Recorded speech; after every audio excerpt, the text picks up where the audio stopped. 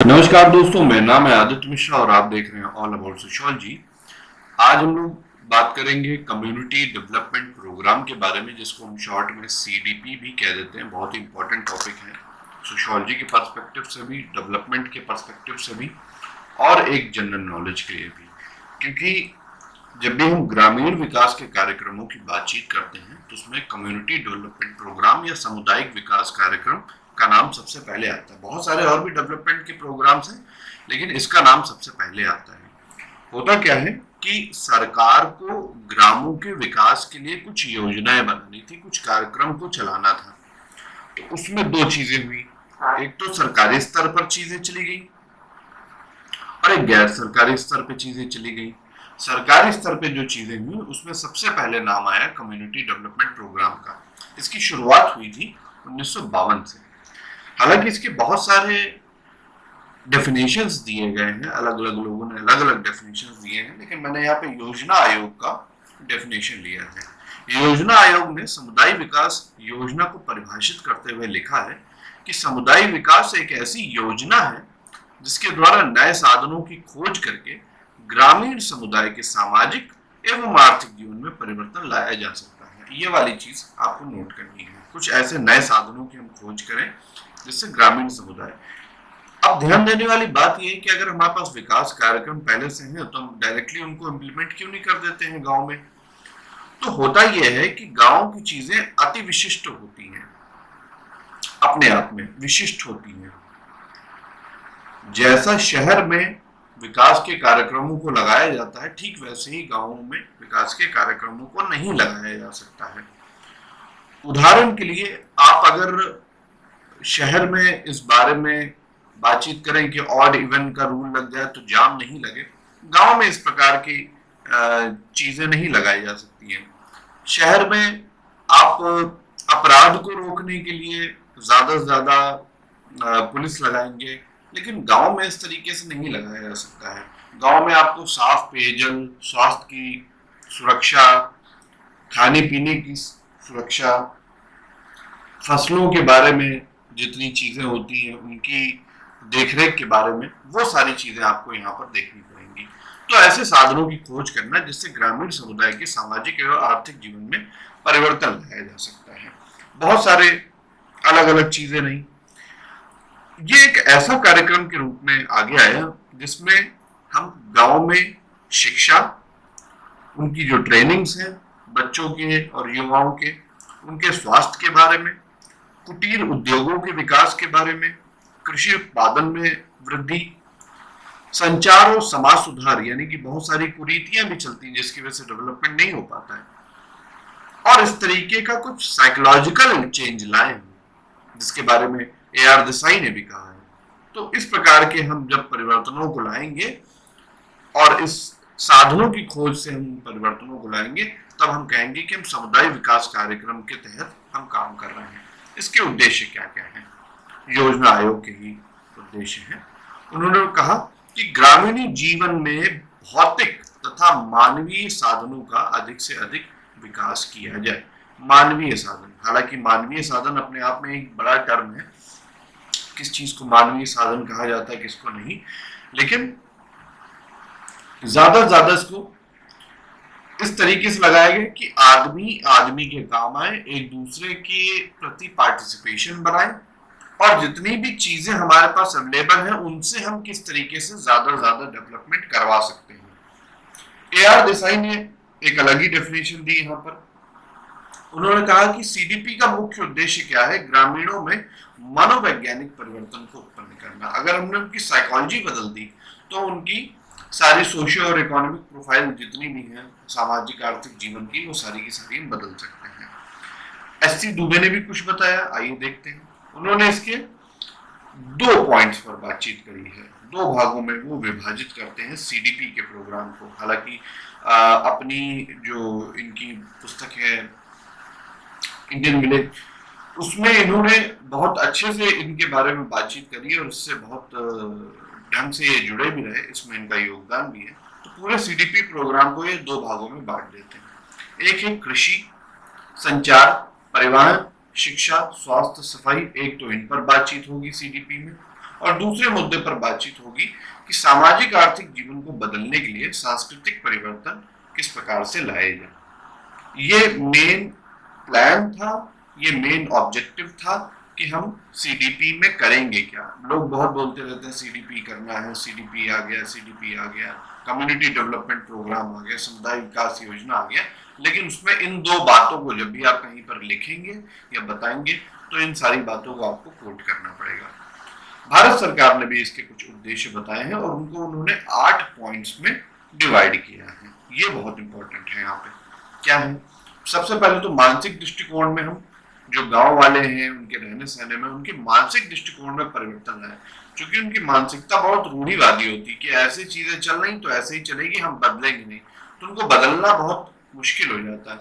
बहुत सारी चीजों के लिए वो तैयार ही नहीं होते हैं। टॉयलेट्स के लिए नहीं तैयार होते हैं, सैनिटरी पैड्स के लिए नहीं तैयार होते हैं, लड़कियों को स्कूल भेजने के लिए नहीं तैयार होते। तो इस प्रकार की जब तक मानसिक दृष्टिकोणों में परिवर्तन नहीं आएगा तब तक वहां पे डेवलपमेंट नहीं किया जा सकता। दूसरा है कुशल नेतृत्व का विकास। ये बहुत इंपॉर्टेंट है। इसमें होता क्या है कि हमें एक लीडर चुनना होता है जो बाकी सबको मोटिवेट करे कि चलो भाई, टॉयलेट जाने के लिए सबको प्रेरित करे, सैनिटरी पैड्स यूज करने के लिए प्रेरित करे, लड़कियों को लड़कों के बराबर का दर्जा देने के लिए प्रेरित करे। तो एक आदमी अगर वहां पर हमें मिल जाता है जिसका नेतृत्व कुशल होता है तो बाकी सारी चीजें बहुत आसान हो जाती। बाकी सारे गांव वाले उसको देख देख के सीखते हैं और उसी की तरीके से करने की कोशिश करते हैं। आत्मनिर्भरता बहुत जरूरी है डेवलपमेंट के लिए। होता क्या है कि जब तक वो चीजें किसी और पर डिपेंड रहेंगी तब तक वो चीजें उस हद तक डेवलप नहीं हो पाएंगी। आत्मनिर्भरता का मतलब ये है कि गांव वाले अपने में ही सारी चीजें करने में सक्षम हो और खुद में ही एक दूसरे का भला चाहे और एक दूसरे के काम आए। आत्मनिर्भरता में हम इस तरीके की बातचीत करेंगे। जैसे हम बोलते हैं कि भारत आत्मनिर्भर बने, तो इसका मतलब यह है कि हमें भारत बाकी देशों पर अपनी उन चीजों के लिए निर्भरता हटा दे जिनसे हमें नुकसान हो रहा है। हम अपने लिए कुछ ऐसी चीजें निकालें आपस में ही जिससे हम लोग एक दूसरे के प्रति काम आ पाए और वो टेक्नोलॉजी या वो जो काम है वो हमारे लोगों के बीच में ही रहे और उससे सर्कुलेशन बना रहे। इसको आत्मनिर्भरता यहाँ पर कहा गया। कृषि उत्पादन में वृद्धि, ये बहुत इंपॉर्टेंट चीज है, सबसे इंपॉर्टेंट है। इकोनॉमी बढ़ेगी, प्रॉस्पेरिटी बढ़ेगी, सामाजिक स्थिति उनकी उत्थान करेगी। इस तरीके से जो चीजें होंगी वो कृषि उत्पादन में वृद्धि के द्वारा ही पाई जा सकती हैं। तो इनके लिए बहुत सारी चीजें बताई गई, इनको ऋण दिया गया, अलग अलग स्कीम्स चलाई गई, चैनल्स चलाए गए कि आप कृषि करना सीखिए, कृषि की बारीकियों को समझिए। जो कृषि के साइंटिस्ट हैं वो गांव गांव जाके लोगों को अवेयर करते हैं कि आप लोग इस तरीके से कृषि करिएगा, ऐसा ऐसा करिएगा। तो ये सारी चीजें वहां पर चलाई गई थी इस 8 पॉइंट्स में। ग्रामीण सामाजिक समस्याओं से जूझने के लिए और उनको ज्यादा से ज्यादा सॉल्वेबल बनाने के लिए प्रयास करना चाहिए और उसमें ग्राम वासियों का जितना इनपुट डलेगा, उनका जितना समन्वय होगा उसमें, उससे बहुत फायदा होगा। तो यहाँ पर एक पॉइंट आ जाता है कि ग्रामीण सामाजिक समस्याएं भी हमें ध्यान में रखनी होंगी। युवकों के व्यक्तित्व एवं समुचित विकास, ये बहुत इंपॉर्टेंट है। अगर गांव भारत की जान है तो उसमें युवक ही रह रहे हैं ज्यादातर, और हमें उनको एनरिच करने के बारे में, उनको नर्चर करने के बारे में, उनको डेवलपमेंट करने के बारे में हमें बातचीत करनी होगी। तो उनके व्यक्तित्व का विकास हम लोग कैसे करें, उनको स्किल्स सिखाएं, उनकी पर्सनालिटी डेवलपमेंट करवाएं, उनकी लैंग्वेज पर काम करें, उनके जो एक्स्ट्रा करिकुलर एक्टिविटीज हैं उन पर हम लोग काम करें। तो हम लोग युवाओं को ज्यादा से ज्यादा प्रेरित कर सकते हैं और वो युवा फिर वापस जाके गांव में ही अपनी सेवाएं देगा, ऐसा माना जाता है। तो इसलिए युवकों के व्यक्तित्व का समुचित विकास यहाँ पर बहुत इंपॉर्टेंट आ जाता है। फिर बाकी चीजें आ जाती हैं, प्राथमिक बुनियादी तकनीकी शिक्षा का प्रसार आ जाता है, स्वास्थ्य संबंधी, पेयजल, साफ सफाई, ये सारी चीजें गांव वासियों के लिए बहुत ज्यादा इंपॉर्टेंट हो जाती हैं। शहर वाले व्यक्ति को पता है कि जैसे वो बीमार पड़ेगा वो तुरंत हॉस्पिटल जाएगा और अपना इलाज करा सकता है। साफ पानी की समस्या है तो चलो एक्वागार्ड लगा लिया, लेकिन गांव वाले को तो पता ही नहीं है कि वो साफ पानी पी रहा है कि नहीं। वो जो उसके पास पानी आ रहा होता है उसी को साफ मानता है और उसी को पीता चला जाता है। साफ सफाई के बारे में भी उसको नहीं पता है कि भाई ये नाली गंदी हो रही, इससे मच्छर आएंगे, इससे बच्चों को डेंगू मलेरिया जैसी चीजें होंगी। तो अवेयरनेस की बहुत कमी रहती है। आपको ये बातें छोटी लग रही होंगी, लेकिन गांव के स्तर में इतनी जागरूकता नहीं होती है। और हर गांव में भी अलग अलग टाइप की जागरूकता है कि कहीं पे किसी प्रकार का भ्रम फैला हुआ है, कहीं पे किसी प्रकार का भ्रम फैला हुआ है। तो इन चीजों को ध्यान में रखना होगा। योजना के संगठन की हम लोग बातचीत कर लेते हैं कि किन किन स्तरों पर ये लागू की जाती है। मतलब होता क्या है कि एक फिर एक लेवल्स पर ये योजनाएं जाती हैं, एकदम से ऊपर से नीचे नहीं फॉल करती हैं, एक एक करके जाती हैं। तो अगर कोई चीज बनाई जा रही है तो वो बहुत सारे चरणों से होकर आई है। इनके अपने फायदे और नुकसान दोनों हैं। केंद्र स्तर पे जब हम बातचीत करते हैं तो उसके लिए कृषि और ग्रामीण मंत्रालय बनाया गया है, जिसके अध्यक्ष स्वयं प्रधानमंत्री होते हैं। इसमें एक समिति बनाई जाती है जो अलग अलग तरीके की सलाहें देती हैं, नीतियों का निर्धारण करती हैं। इसमें ग्रामीण विकास मंत्री, योजना आयोग के सदस्य तथा लोकसभा के बहुत सारे सदस्य होते हैं जो इन चीजों के बारे में बातचीत करते हैं और ग्रास रूट लेवल्स की चीजों को सबसे पहले यहाँ पर बनाया जाएगा। फिर राज्य स्तर पे बातचीत आ जाती है। यहाँ पे विकास समिति का गठन किया जाता है जिसमें मुख्यमंत्री, उस ग्रामीण विकास अधिकारी, बहुत सारे आईएएस इसमें लगे होते हैं, बहुत सारे मंत्री इसमें लगे होते हैं। और यहाँ पर हम समझते हैं कि वो जो योजनाएं आई हैं और उनको हम किस किस तरीके से इम्प्लीमेंट करेंगे। और यहाँ पे मेन रोल राज्य का आ जाता है कि राज्य डायरेक्टली अपने जो उनके राज्य के लोग हैं उनको वो डायरेक्टली फायदा पहुंचाए। क्योंकि अब इसमें वोट बैंक की भी चीजें शामिल होती हैं कि हम गांव वालों का भला करेंगे तो गांव वाले हमें ही आगे चल के वोट देंगे और हम लोग आगे चल के जीतेंगे। ये एक ट्रांजैक्शन के रूप में निकल के आता है। जिला स्तर पर चीजें चलती हैं तो जिला परिषद यहाँ पर आ जाता है। खंड स्तर पे खंड पंचायत समिति आ जाती है। खंड पंचायत समिति या खंड स्तर पे जब हम बातचीत करें, ब्लॉक लेवल पे अगर हम बातचीत करते हैं तो इसमें 100 से लेके 200 गांवों को हम लोग मिला लेते हैं और एक विकास खंड की स्थापना की जाती है।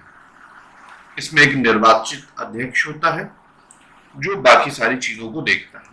इसमें गांव के सरपंच होते हैं, जनजातियों को भी लिया जाता है, अनुसूचित जातियों को भी लिया जाता है ताकि उनका भी इक्वल पार्टिसिपेशन हो पाए।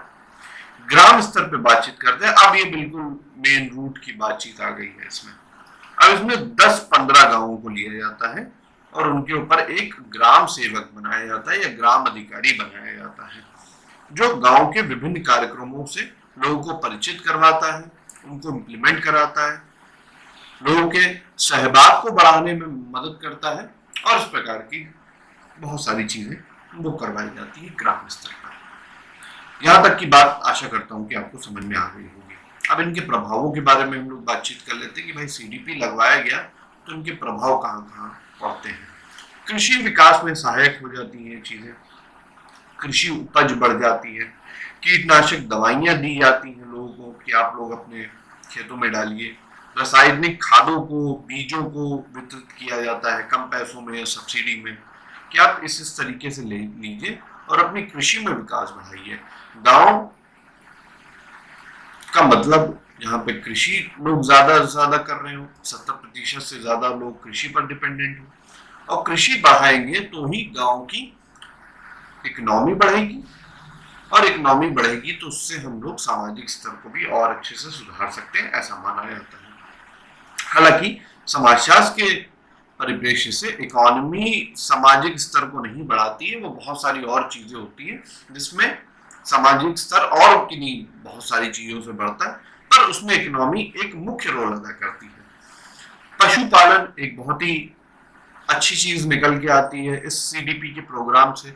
इसमें होता यह है कि हम लोग पशु के पालने पर ज्यादा से ज्यादा जोर देते हैं। सरकार उन नस्लों को ज्यादा प्रायोरिटी पर रखती हैं जो विलुप्त हो रही हैं। तो गांव वालों से या किसी 2-4 लोगों को बताया गया कि भाई ये वाला पशु पालिए, इस प्रकार की मुर्गी को पालिए, इस प्रकार के जानवर को पालिए, इसका हम लोग ये करेंगे, ये प्रोडक्ट्स में फायदेमंद रहता है, और इस प्रकार से आप पशु पालने को भी एक व्यवसाय के रूप में, एक कृषि, उसकी भी खेती हम कह सकते हैं, वो की जाएगी, जिससे हमारा डेवलपमेंट होगा सीडीपी में। स्वास्थ्य तथा परिवार नियोजन बहुत इंपॉर्टेंट है। एक साथ 5 बच्चे कर लिए, 6 बच्चे कर लिए, पता ही नहीं है कि कितने करने हैं, क्या हमारी इकोनॉमी है, कैसे खाएंगे बच्चे, तो उनके बारे में जागरूकता फैलाई जाती है। स्वास्थ्य विभाग वहाँ की टीमें हर साल और हर महीने कैंप लगाती हैं कि लोगों को बताया जाए कि भाई वाली दवा खानी है, ब्लॉक के अस्पताल पे जाना है, नज़दीकी अस्पताल पे जाना है, किसी झोला छाप डॉक्टर से या किसी ओझा से हमें अपना उपचार नहीं करवाना है। कुटीर उद्योग की बात आ जाती है, ये बहुत इंपॉर्टेंट है। मान लीजिए कोई पापड़ बना रहा है, कोई साड़ी बनाता है, कोई कढ़ाई कर लेता है, कोई छोटे मोटे कागज के खिलौने बनाता है, तो इस प्रकार से वो चीजें आगे बढ़ती हैं, जो कि उससे फिर से वहीं पर चली जाती हैं चीजें, इकोनॉमी में सहायक होती है। ग्रामीण शिक्षा में वृद्धि होगी सीडीपी से, क्योंकि बच्चे अब अवेयर हो रहे हैं, उनमें हम शहर से ट्रेंड टीचर वहाँ गाँव के स्कूलों में भेज रहे हैं, जिनको लोग देखते हैं और सोचते हैं कि हमारा बच्चा भी ऐसे ही बढ़ेगा। इस वजह से ग्रामीण शिक्षा में उनकी जो प्राइमरी एजुकेशन है उसमें अच्छा खासा कंट्रीब्यूशन मिल जाता है। ग्रामीण सड़कों का निर्माण, ये भी बहुत इंपॉर्टेंट है। डेवलपमेंट के लिए कनेक्शन होना चाहिए, और कनेक्टिविटी के लिए हमें सड़कों का बहुत अच्छा रूट मिलना चाहिए। तो सड़क बन जाती तो बोलते हैं ना कि अरे अरे हमारे गांव में सड़क आ गई, हमारे गांव में सड़क आ गई, तो क्या हुआ, बहुत अच्छी चीज हो गई है। डेवलपमेंट की पहली निशानी की सड़क बन गई है, सड़क बन गई है, बिजली आ गई है, अब और क्या चाहिए, बाकी सारी चीजें तो धीरे धीरे आती रहेंगी। और घर के निर्माण बना दिए गए। मान लीजिए किसी का कच्चा घर है, तो सरकार ने कहा कि ठीक है तुम अप्लाई करो, हम तुमको पक्के घर के लिए पैसे दे देंगे और तुम अपना पक्का घर बनवा लेना, और इससे बहुत सारे लोगों को फायदा भी हुआ। इसमें शौचालय वाली भी बात आ गई है, लेकिन ये अब नए वाले प्लान्स में आई है, लेकिन जो मेन पॉइंट्स थे और जिनके मेन प्रभाव थे उनको हमने यहाँ पे आपको बता दिया। समुदाय विकास योजना का जो मेन प्रश्न है, इस कार्यक्रम के फलस्वरूप कृषि उत्पादन में तेजी से वृद्धि हुई और सिंचाई सुविधाओं में वृद्धि होने से किसानों की वर्षा पर निर्भरता कम होने लग गई। विभिन्न भूमि सुधार कार्यक्रमों तथा ग्रामीण उद्योगों के प्रभाव से ग्रामीणों की आर्थिक स्थिति में सुधार हुआ। आज गांवों में जन्म और मृत्यु दर में होने वाली कमी तथा संक्रामक बीमारियों से छुटकारा स्वास्थ्य सुविधाओं का ही परिणाम है। ग्रामीण साक्षरता में अब तेजी से वृद्धि हो रही है। गांव में एक ऐसा नेतृत्व विकास हो रहा है जिसने ग्रामीणों में एक नई सामाजिक, आर्थिक तथा राजनीतिक चेतना उत्पन्न की है। मातृत्व तथा शिशु कल्याण के क्षेत्र में भी एक सकारात्मक परिवर्तन सामने आने लग गए। गांवों में महिला मंडलों की स्थापना होने से स्त्रियां भी अपने अधिकारों के प्रति अधिक जागरूक होने लग गई हैं। ग्रामीण जीवन में अनुसूचित जातियों के सामाजिक आर्थिक स्तर में एक व्यापक सुधार हुए हैं। अब ग्रामीणों को अपनी उपज का पहले से कहीं अधिक मूल्य प्राप्त होने लग गया है।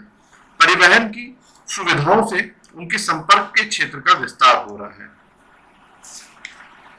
अब हम बात करते हैं इसके जो समालोचनाएं हैं, क्रिटिकल एस्पेक्ट्स हैं, और उनको AR देसाई ने बताया है 8 बिंदु हैं, कुछ 8 बिंदु हैं। तो क्या क्या 8 बिंदु हैं देख लेते हैं। पहला पॉइंट बन जाता है कि नौकरशाही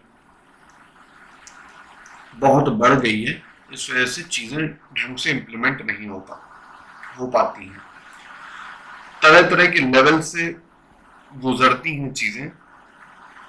तो उससे होता यह है कि जब चीजें अलग अलग लेवल से गुजरती हैं तो हमें पता ही नहीं चलता है कि कहाँ से कौन सी चीज आई है, कैसे आई है, कब तक इम्प्लीमेंट होगी, और नीचे आते आते बहुत सारी चीजें ऐसी होती हैं जिनमें उनका क्षरण हो जाता है। सारे जो प्रशासकीय आदेश बनाए जाते हैं वो ठीक तरीके से फॉलो नहीं करते, उच्च स्तर पर भी और निम्न स्तर पर भी। तीसरा है संगठन के स्तर पर, वहां पर उनकी नियमितता में कमी दिखती है संगठन के स्तर पर। जिन संगठनों की अभी हमने बातचीत करी थी ऊपर, ग्राम स्तर पर, राज्य स्तर पर, खंड स्तर पर, वहां की बातचीत कर रहे हैं। चौथा पॉइंट आ जाता है कि प्रशासकीय जो लोग हैं उनमें एक प्रकार का कंफ्यूजन होता है कि करना क्या है। बहुत सारी चीजें क्लियर नहीं हो पाती, ऊपर से आदेश आ जाता है, तो कंफ्यूजन की स्थिति बहुत ज्यादा बढ़ी और बनी रहती है। पांचवा, भ्रष्टाचार बहुत है इसमें। भ्रष्टाचार से बहुत ज्यादा दिक्कतें आ जाती हैं, इतना ज्यादा डुप्लीकेशन हो जाता है, जो कि छठा पॉइंट है। डुप्लीकेशन से मतलब ये है कि एक जगह पे कोई चीज हुई तो दूसरी जगह पर भी वही चीज काट छाप दी गई, सेम उसी तरीके से, सेम सेम।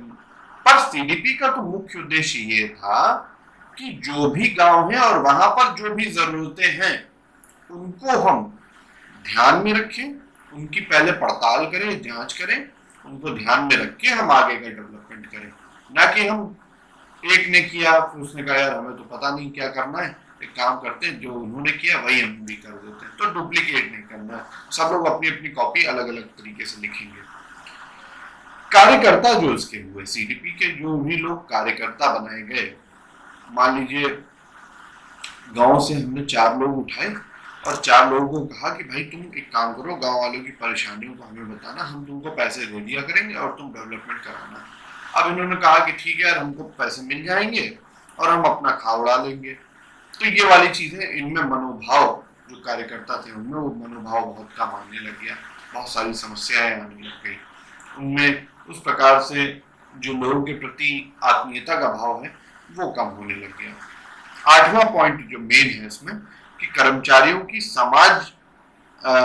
जो कर्मचारियों की सामाजिक सेवा है उनकी योग्यता कम होने लग गई, उनके पास साधन भी बहुत सीमित होते चले गए। क्योंकि जब सरकार ने देखा जब काम नहीं हो रहा तो उन्होंने भी अपने बजट्स में थोड़ा थोड़ा कटौती करने लग गए।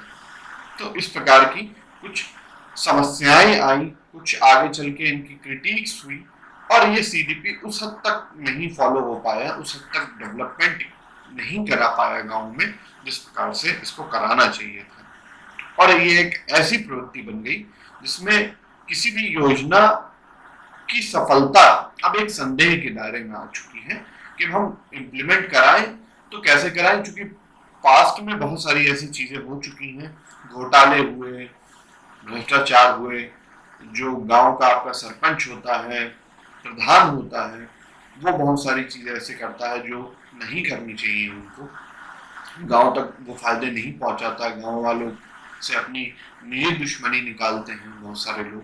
तो इस प्रकार से भी बहुत सारी समस्याएं आ जाती हैं, न्याय नहीं मिल पाता है।